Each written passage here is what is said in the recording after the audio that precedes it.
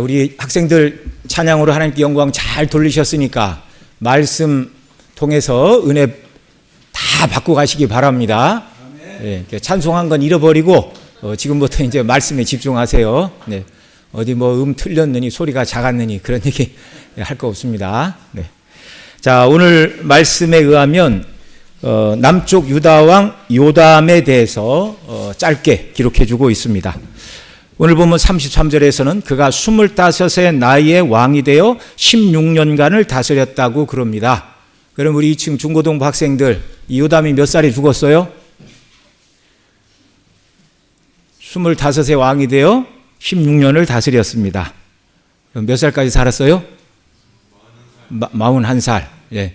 거기 우리 학생들 부모님들보다 훨씬 이른 나이에 세상을 떠났다. 그런 얘기입니다. 자, 그의 행적은 34절로 35절에서 이렇게 말해요. 같이 읽지요.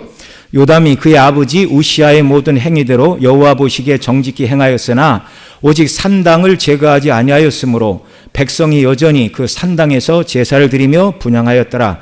요담이 여호와의 성전의 윗문을 건축하니라. 그의 행적이 상당히 짧아요.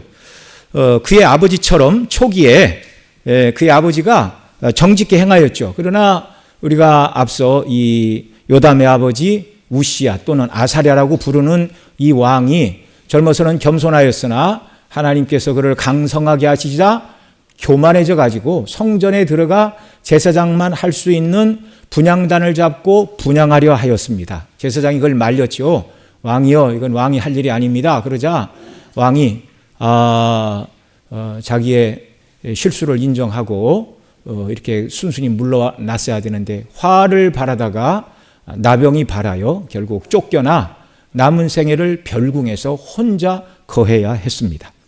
자, 그의 아버지처럼 여호와 보시기에 정직히 행하였으나 산당은 제거하지 않았고 그래서 백성들은 산당에서 제사하며 분향했다 이렇게 말해요. 그런데 이 요담에 대하여 역대하 27장 2절에는 또 이렇게 말합니다. 역대하 27장 2절 같이 읽죠. 시작. 요담이 그의 아버지 우시아의 모든 행위대로 여호와 보시기에 정직하게 행하였으나 여호와의 성전에는 들어가지 아니하였고 백성은 여전히 부패하였더라. 자, 여기서 요담의 신앙이 어떤 모습인가를 유추할 수가 있습니다.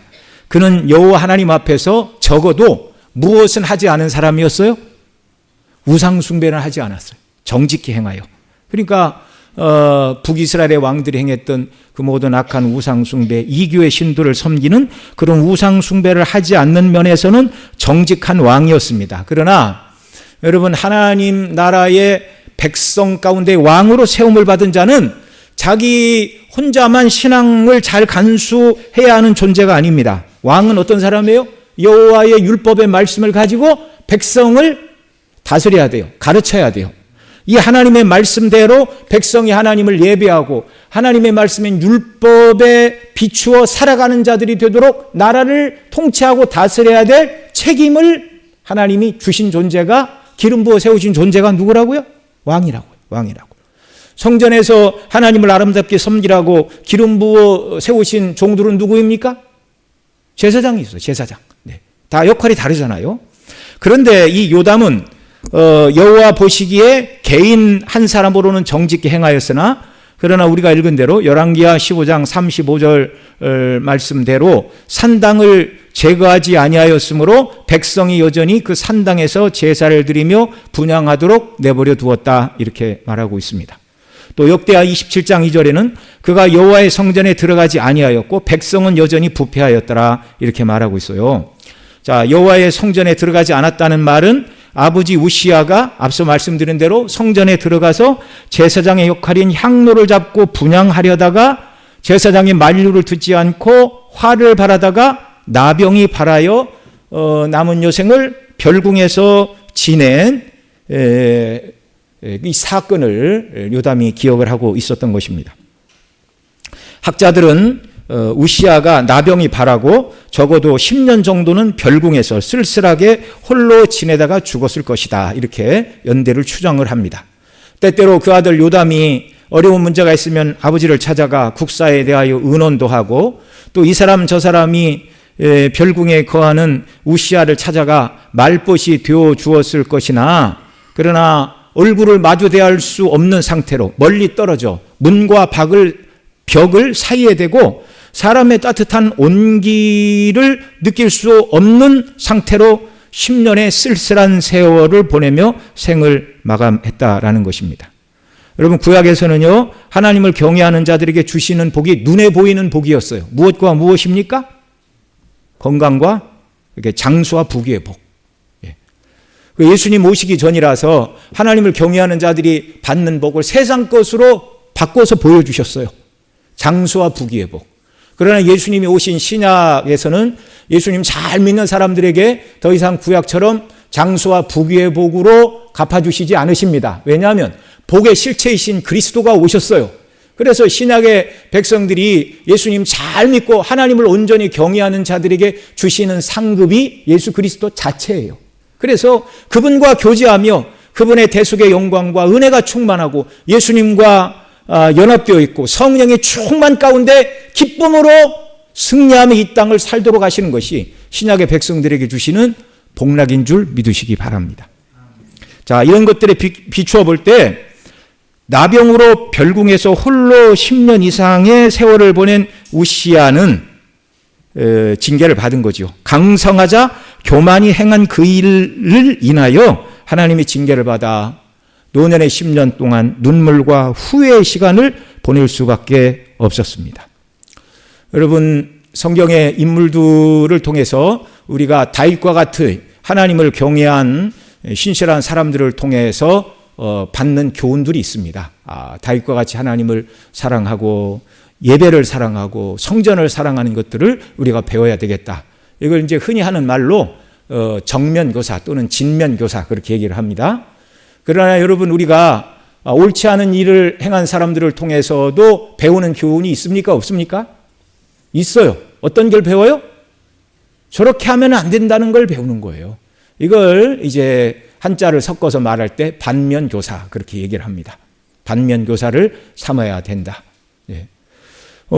이 요담은 아버지가 성전에 들어가 제사장만 해야 할 일이던 분향하려던 그 일, 그 일을 어떻게 보면 반면교사를 삼아서 성전에 들어가지 않으려고 조심하는 측면이 없지 않아 있었습니다.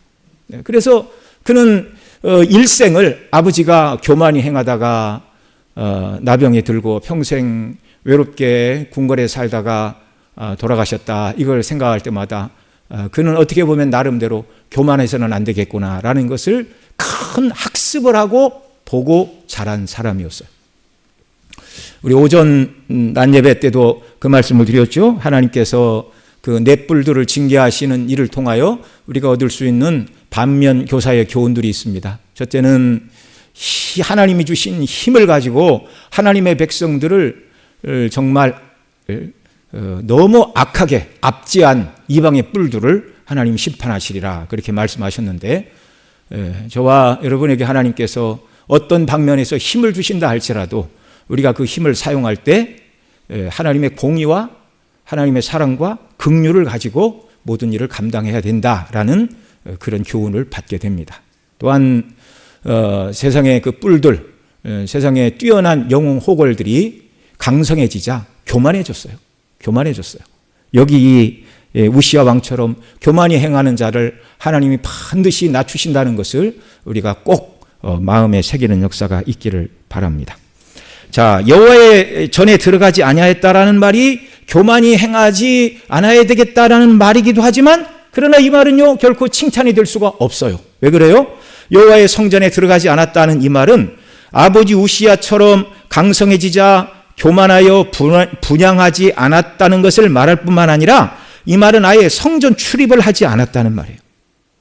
그러니까 아버지처럼 분향하지 않으면 물론 성전의 다른 곳에서도 만약에 내가 실수하면 하나님이 자기 아버지를 징계하신 것처럼 자기도 징계하지 않을까라는 두려움이 앞서서 그랬는지는 모르지만 그는 우상을 섬기지는 않았습니다. 그러나 동시에 성전 제사와 예배에도 참여하지 않았다는 말이에요. 성전의 성소에는 제사장만 들어갈 수 있죠. 그런데 거기를 들어가려고 하다가 그의 아버지 우시야가 병이 들었습니다. 성전의 지성소는 대제사장이 1년에 한 번씩 들어가서 향로를 취하여 그 연기로 지성소를 가득 가리우고 하나님의 임재의 영광의 상징이던 그룹들과 시온소를 가리우고 그 상태에 속죄소 위에 피를 뿌림으로 대속제일에 제사를 드려야 됐습니다. 그러나 왕을 비롯한 일반 이스라엘 모든 남자들은 성전 마당에 나아가 번제를 드리고 죄를 고백하고 제사를 드리고 화목제물을 드린 다음에 그 하나님 앞에서 함께 음식을 먹고 사제의 은총을 함께 나누는 이런 일을 통하여 하나님께 영광을 돌려야 되는데, 그런데 요담은 아버지 우시아가 성전에서 해서는 안 될 일을 하다가 교만히 행하다가 나병에 걸린 사건을 교훈 삼아서 아예 성전 제사와 예배에 참여하지 않았다는 말입니다. 왕이 우상 숭배를 행한 것은 아닙니다. 그러나 성전 제사에 참여하지 않았다는 말은 참된 예배자들에게 힘을 주는 행동이 아니라 힘을 빼는 일이었어요. 요 앞에서 우상 숭배를 하지 않고 율법을 크게 벗어나게 행동하지는 않았으나 적극적으로 산당을 제거하지 않고 또 성전 제사와 예배에 참여하지 않는 일은 합당한 일이라 할 수가 없는 것입니다. 왕의 권한으로 산당을 제거하지 않고 또 성전 제사에 참여하지 않으니 그 결과로 백성들은 산당에서 제사하며 분향하는 사적인 예배가 성행하게 되었습니다. 이 산당에서 드리는 예배가 성경 중심의 말씀 중심의 예배가 아니라 자기가 하고 싶은 예배, 자기가 드리고 싶은 자기 중심의 예배 주도권을 하나님의 말씀에 따라서 예배하는 것이 아니라 체험을 중시하는 자기 중심의 예배를 드리는 사람들이 산당에 나가서 예배를 드렸다. 그 말씀을 여러 번 드렸습니다.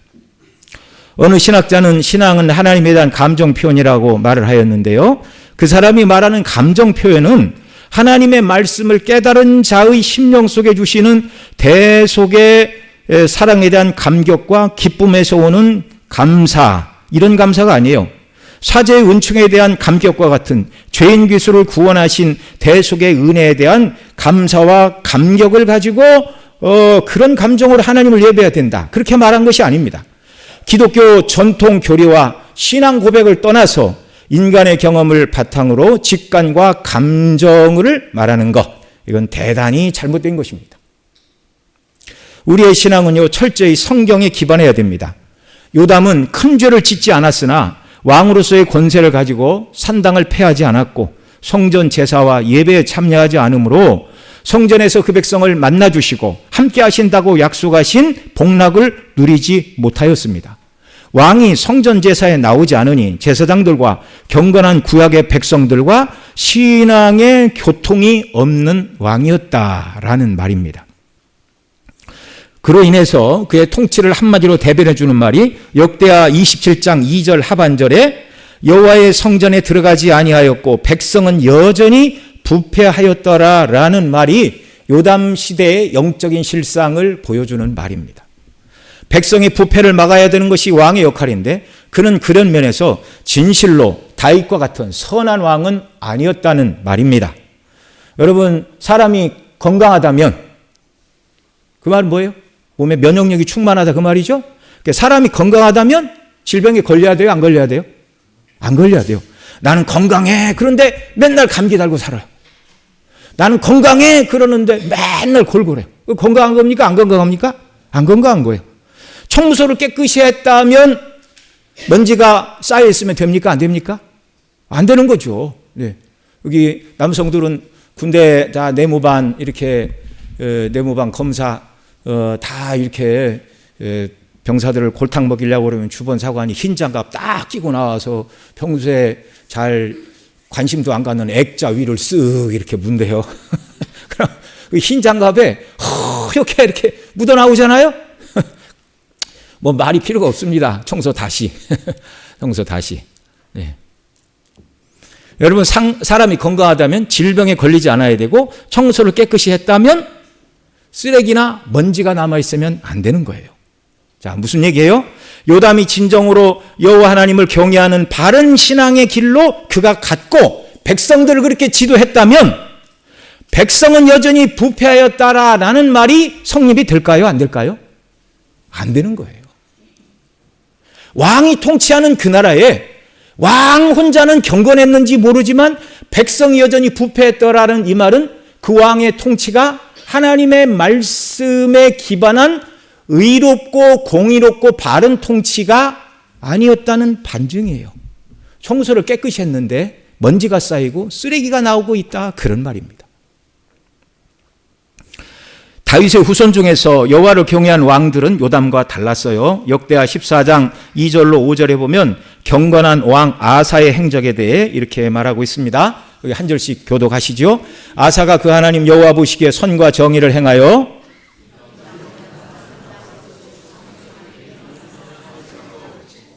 유다 사람에게 명하여 그 조상의 하나님 여호와를 찾게 하며 그의 율법과 명령을 행하게 하였고,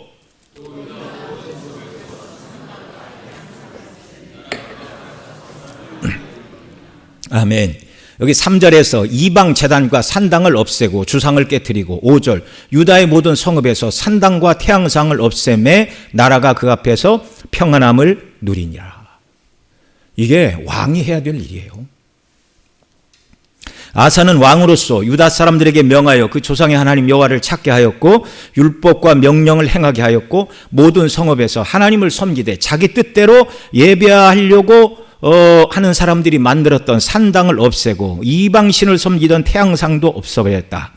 하나님을 경외하고 하나님께서 자기에게 주신 왕권을 바르게 행사한 왕이었습니다. 아사의 아들 여호사밧도 경건한 왕이었어요. 역대하 17장 6절에 이렇게 말합니다. 같이 읽죠. 시작.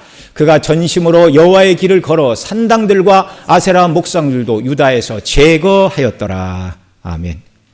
여호사밧도 왕에게 주신 힘과 권세를 가지고 하나님을 바르게 섬기는 일에 매진하였는데 유다 땅에서 아세라 목상을 치웠을 뿐만 아니라 사람들이 하나님을 예배하되 사적 예배의 공간이었던 산당을 제거했더라.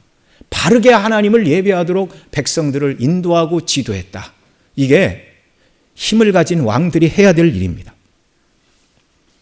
또한 여호사밧은요, 그 다음 이제 우리가 읽지는 않았지만 방백들과 제사장들을 유다 여러 성읍에 보내서 율법을 가르치게 했어요.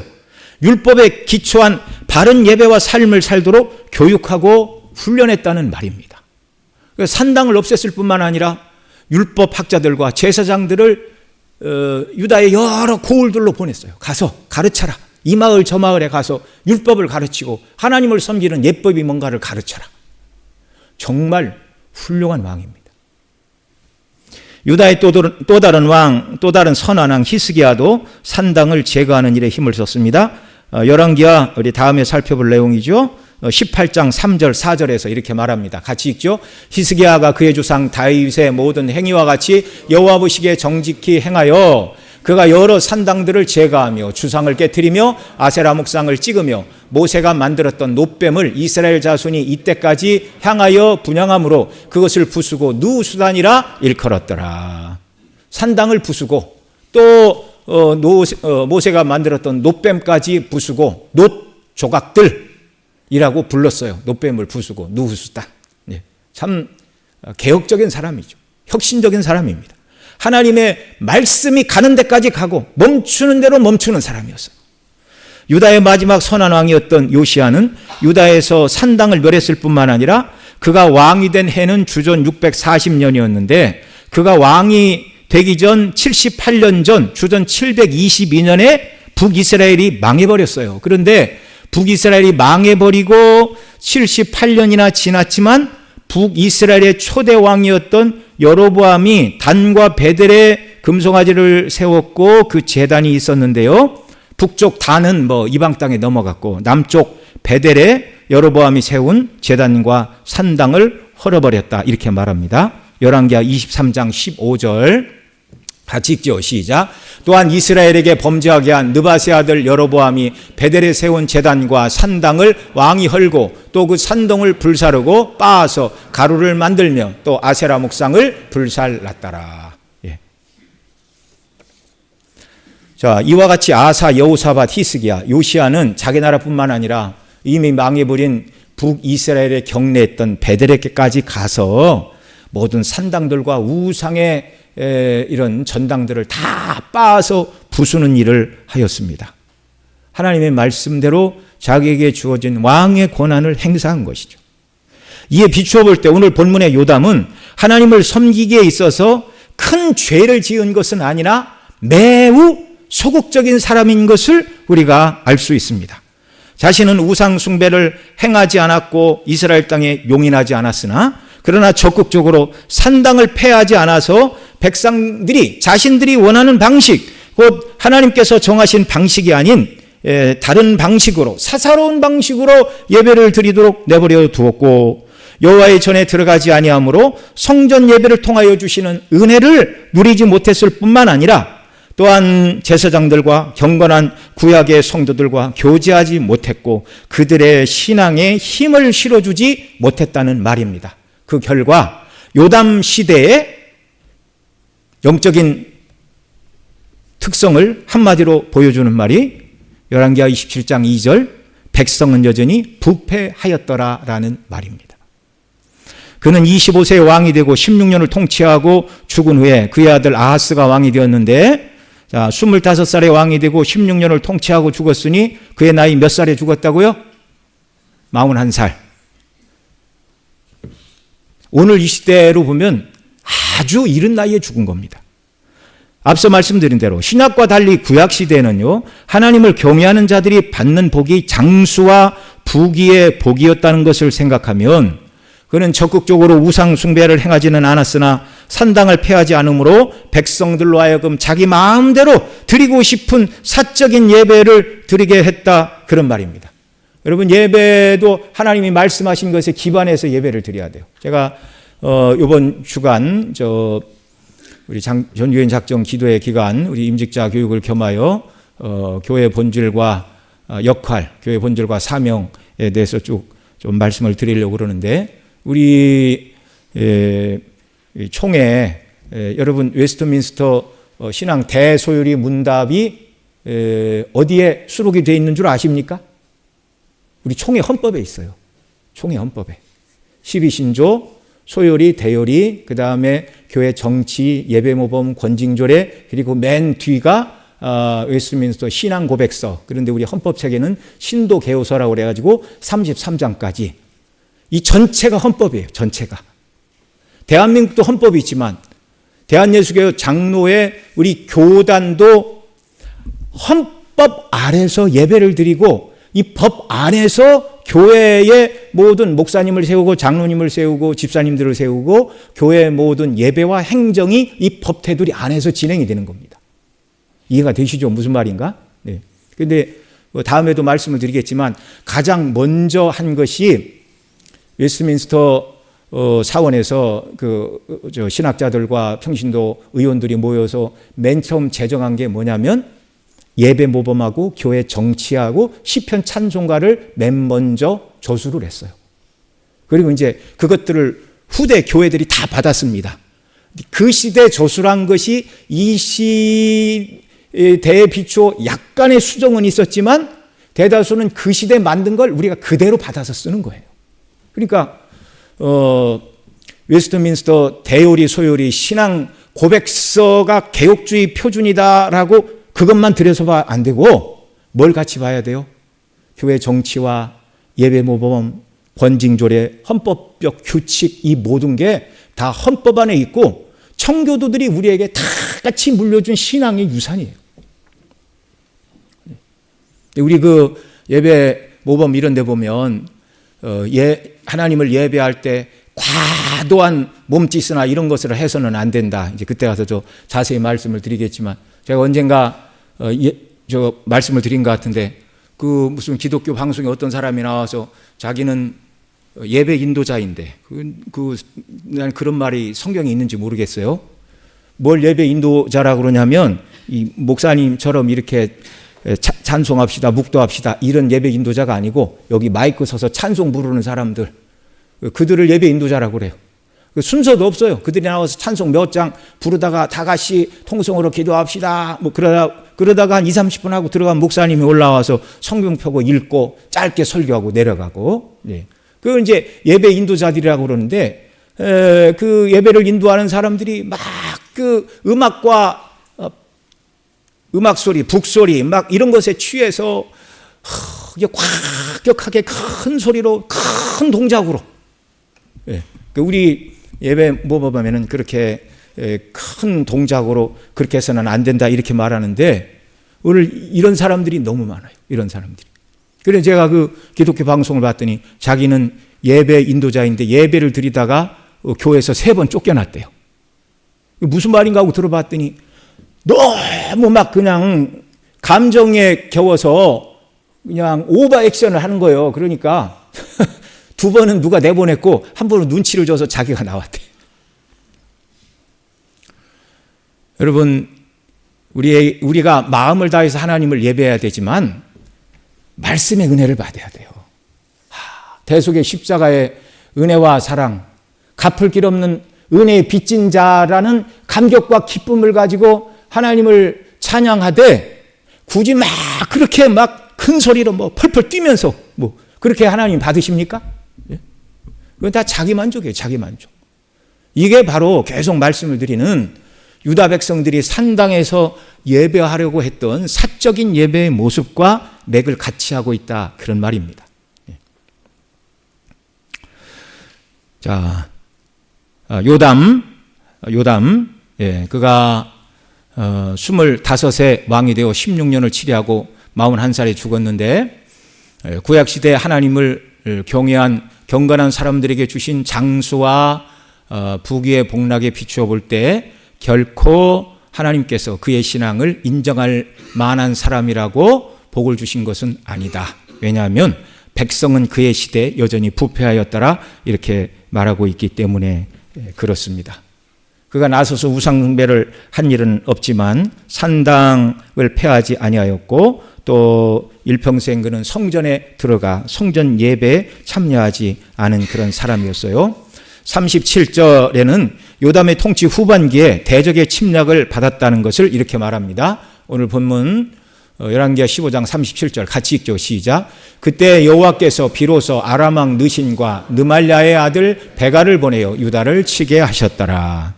자, 하나님께서 대적을 보내시어 이스라엘이나 유다를 치게 하신 것은 그들이 온전히 하나님을 경외하지 않을 때였습니다.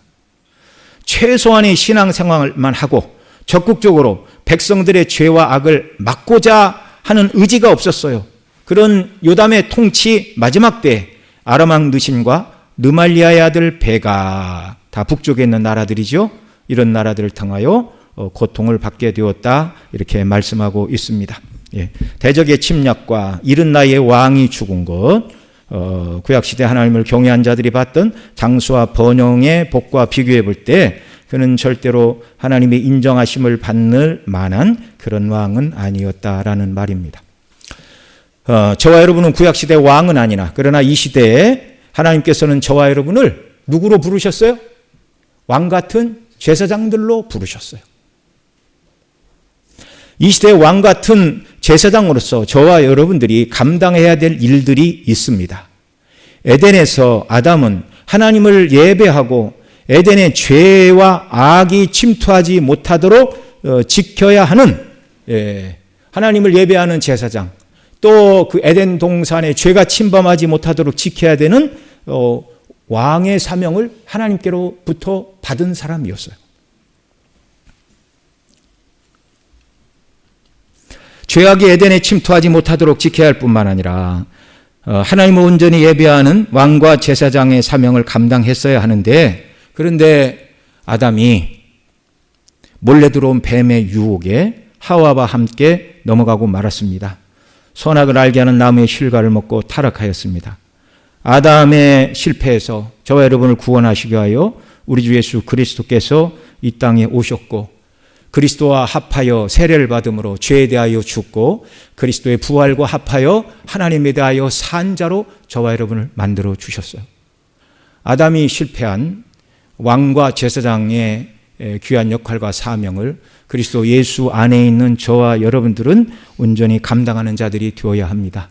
내 힘과 능력으로만 되는 것이 아니고 늘 그리스도와 연합되어 있고 주님을 의지하고 성령의 인도하심을 받을 때 저와 여러분이 이 시대에 왕 같은 제사장으로 하나님이 맡기신 귀한 사명을 잘 감당하게 되는 줄 믿습니다. 이 말씀을 드리는 것은요, 이 시대 기독교 신앙을 위협하는 여러 가지 요인이 있어요. 여러 가지 요인. 예. 이건 지난 주중에 갑자기 한국 사람이 노벨 문학상을 받았다고 그래서 깜짝 다들 놀랬고, 그 책을 찍어낸 출판사는 지금 밤잠을 못 자고 책을 찍어내고 있다고 그럽니다. 그런데 누구는 그분의 어떤 책이 역사 왜곡을 했다 그러는데, 제가 책을 안 읽어봐서 모르고, 그런 건 잘 모르겠고, 그런데 그분이 쓴 다른 책에 보면은 형부와 처제의 이런 온당하지 않은 성적인 접촉, 또 이런 죄에 대해서 이제 청소년들이 읽을 수 없는 이제 그런 내용들이 나온다는 거예요. 그리고는 마지막에 그 사람이 자기는 나무가 되겠다 이렇게 얘기하는데, 기독교 세계관을 다 뒤집어 놓는 거예요. 다 뒤집어 놓는 거예요. 한국 사람으로서 노벨 문학상을 받은 것은 축하할 만한 일이지만, 그러나 저와 여러분이 살고 있는 이 시대는요, 알게 모르게 여러 문화를 통해서 성경의 교훈을 부정하는 시대 속에 저와 여러분이 살고 있다는 말입니다. 더 심각한 것은 우리 신앙을 위협하는 가장 첫 번째 요소로 지금 한국 사회에 부상하고 있는 것은요, 차별금지법 제정이에요.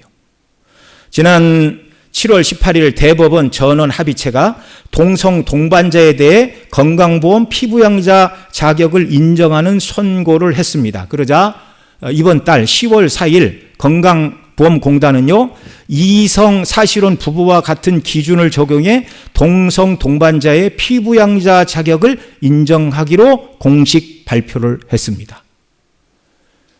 대법원 판결을 받고 그 다음에 지난 10월 4일이니까 지난주 금요일쯤 되겠네요. 이게 불과 며칠 되지도 않았어요. 이런 것들이 발표되자 그 동성애자들은 환호와 탄성을 지르고 지금 난리가 났습니다. 그들은 변호사를 동원해서 10수년 동안 싸워가면서 얻은 것인데, 쉽게 얘기하면 지금 한국 사회는 아직 법적으로 동성화 합법화를 인정하지 않으나, 그러나 이 동성 피부양자 보험 자격을 인정함으로 말미암아 실제적인 동성애의 합법화의 법적인 문이 열렸어요. 뚝방이 깨지고 있다고요. 물을 가두고 있는 방죽에 구멍이 났다고요, 지금. 이 동성애 합법화라는 거대한 물줄기에 방파제가 뚫리고 물이 지금 침범하고 있습니다. 이 대법원 판결을 현장에서 보았던 기자들은요, 이제 우리나라도 동성애를 국가의 틀에서 보호하는 나라가 되었다 말하고, 이 동성애 반대 운동을 하던 목회자와 또 기독교 단체들은 굉장히 큰 지금 낙심과 정말 어찌할 바를 몰라 하나님 앞에 기도하고 도우심을 간구하고 있는 그런 때입니다. 여러분, 로마 가톨릭의 프란치스코 교황은요, 이렇게 말했어요. 동성애를 범죄로 규정하는 법은 부당하다고 말하면서, 동성애는 범죄가 아니다. 하나님은 모든 인간을 있는 그대로 사랑하신다. 성경에 그렇게 써 있습니까? 어떻게 교회 대표라는 교황이 그렇게 말을 할 수가 있어요? 여러분, 이 사람이 적그리스도가 아니면 누가 적그리스도입니까? 우리가 이런 시대에 지금 살고 있어요. 구약은 물론 하나님이 남자와 여자로 짝지어 주셨다. 너무나 분명하게 말하죠. 소돔과 고모라가 멸망받은 이유가 뭡니까? 동성애가 가장 큰 원인이었어요. 구약뿐만 아니라 로마서 1장 27절에 이렇게 말합니다. 같이 읽죠. 그와 같이 남자들도 순리대로 여자 쓰기를 버리고 서로 향하여 음욕에 불릴 듯하며 남자가 남자와 더불어 부끄러운 일을 행하고 그들의 그릇됨에 상당한 보응을 그들 자신이 받았느니라. 창조 질서를 위배하는 동성애가 죄라고 성경은 너무나 명확하게 가르치고 있어요. 그런데 로마교를 비롯해서 일부 개신교 안에서도 동성애를 합법화하고 그것이 마치 인권을 높이고 그리스도의 사랑을 전파하는 것인 양 호도하는 교단들이 나타났습니다. 미국의 연합감리교단은요, 그 연합감리교는 헌법을 장정이라고 그러는데 이미 오래전에 바꿨어요. 동성 커플에 인정하고 동성애를 하는 사람을 목산수를 줍니다. 현재 미국에서 일어나고 있는 일이에요. 더 나아가서 동성 결혼이 성경에 위반된다라고 말하는 목회자들을 금년 6월 30일 교단에서 그런 교회들마다 직접 찾아가서 예배 시간에 강단에 서서 담임 목사를 파면하는 일이 일어났어요. 저 캐나다에서 동성애를 인정하는 교단들에서는 교회에서 화장실을 여성 남성으로 구분하지 말고 공용으로 사용하라고 지침이 내려오고 있습니다.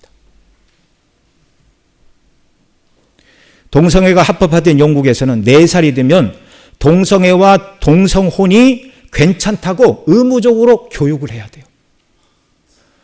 유치원에서 4살이 되면 동성애나 이성애나 정상적이고 그 다음에 성 전환을 한다 하여도 그것이 정상적이고 괜찮고 동등한 일이라고 가르쳐야 됩니다. 이걸 가르치지 않는 교사들은 파면을 당하고 있대요, 지금.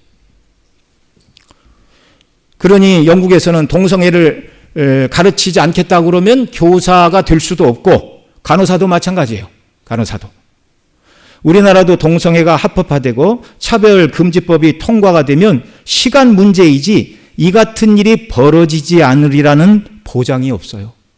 그리고 목회자가 강단에 서서 동성애가 죄이고 잘못입니다. 그러면 이제 법을 위반했다고 벌금을 내리는데 우리나라는 다른 나라에서 내리는 벌금의 5배를 지금 법안을 준비하는 사람들이 지금 그런 법안을 만들고 있다고 그럽니다.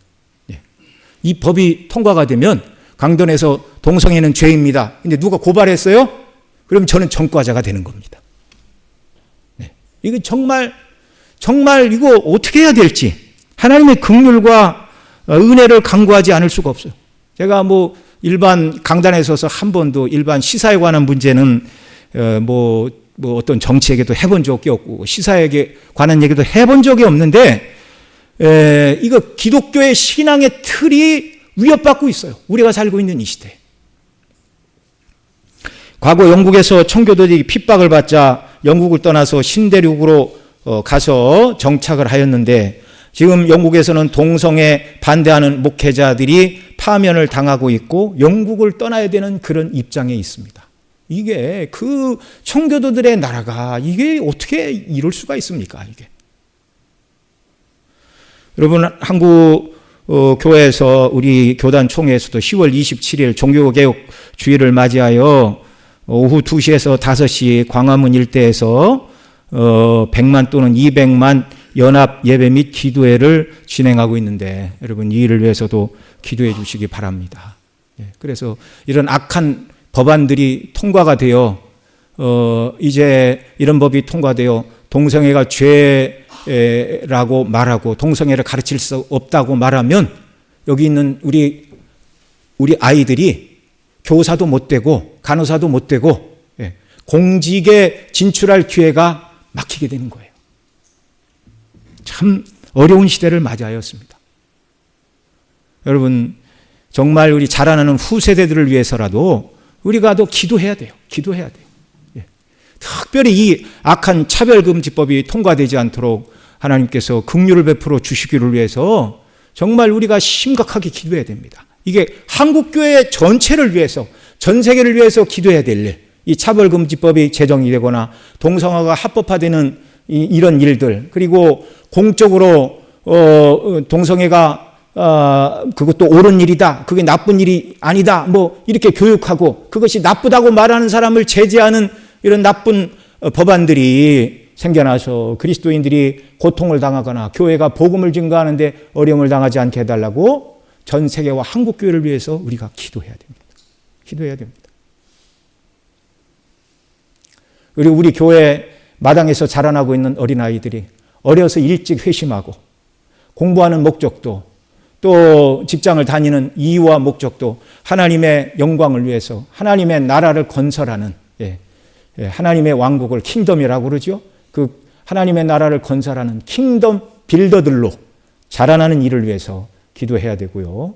또 우리 교회에 속한 곳이 이제 도시개발 계획을 착착 진행하고 있는데 이게 어느 때 될지는 모르지만 이 일로 어려움 당하지 않도록 하나님께서 은혜로 함께해 주시고 하나님이 기뻐하시는 가운데 정말 우리 교회가 주님 오실 때까지 복음의 밝은 빛을 드러내고 구원의 방주 역할을 감당하는 복된 교회가 되는 은혜를 베풀어 주시고, 이 혼탁한 시대 가운데 자라는 우리 어린아이들이 성경의 교훈에 따라 바른 정체성을 가지고 하나님을 섬기며 살아가는 이런 은혜를 달라고 여러분이 통성으로 다 함께 기도해 주시기 바랍니다. 다 같이 기도드리겠습니다. 사랑하는